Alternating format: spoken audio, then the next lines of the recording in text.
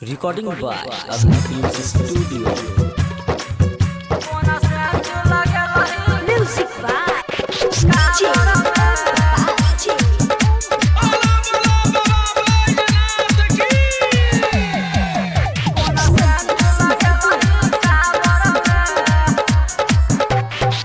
काबर लक दौड़ल जाइ छी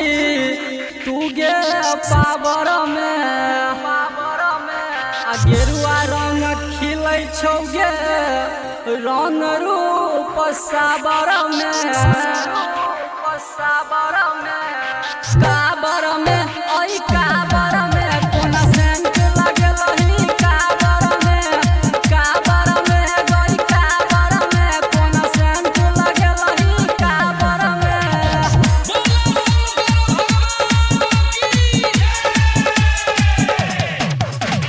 काबर में ओइ काबर में कोना सेंट लगलही काबर में गई काबर में कोना सेंट लगलही काबर में कोना सेंट लगलही काबर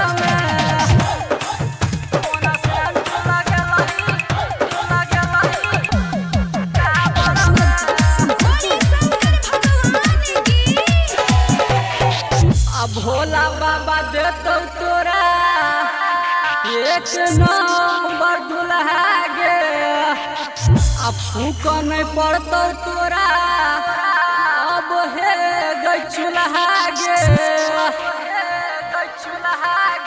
काबर में ओइ काबर में कोना सेंट लगलही काबर में गई काबर में कोना सेंट लगलही काबर में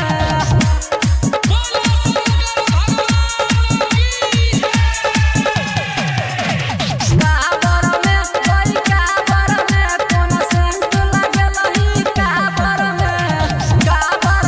गई काबर में परफ्यूम लगलही काबर में कोना सेंट लगलही काबर आ एकरे कृपा से बनते पंडित की सुन गबैया गे आ तोरो पदया करतो पार है तो नैया गे